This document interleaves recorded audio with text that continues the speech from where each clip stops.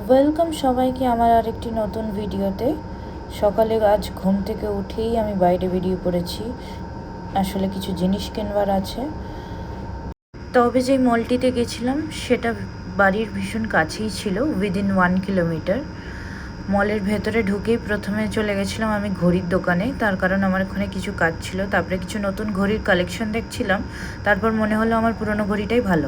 তারপর ঘড়ির দোকান থেকে বেরিয়ে সোজা চলে গেলাম অ্যাপেল স্টোরে, তার কারণ আমার ফোন নিয়েছি প্রায় 1.5 মাস হতে চললো, আমি এখনও চার্জার কিনিনি, তাই অ্যাডাপ্টারটা কিনতেই হবে কারণ আমি বাড়ি যাচ্ছি।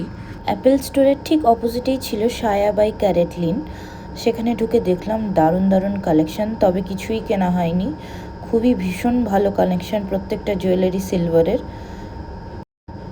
এখানে একটা ফুল সাইজ মিনার পেয়েছি, নিজের আউটফিট চেক তো দিতেই হবে। তারপর বাড়ি ফিরে বিকালবেলা আবার বেরিয়ে পড়েছিলাম জিমে যাওয়ার জন্য। ওয়েদারটা দেখুন কীরকম, একদম অন্ধকার করে এসছে, দেখে মনেই হচ্ছে না যে দুপুর 3:30 বাজে। তবে আজ থেকে আবার নাইট শিফট শুরু। তবে আজ কিছু রান্না করতে হবে না, জিম থেকে ফিরে আমি সোজা গিয়ে ফ্রেশ হয়ে নেবো, দিয়ে কিছুক্ষণ রেস্ট করে খাওয়া দাওয়া করে আবার সেই নাইট শিফটের উদ্দেশ্যে রওনা দেব। আর ভালো লাগে না এই নাইট করতে করতে।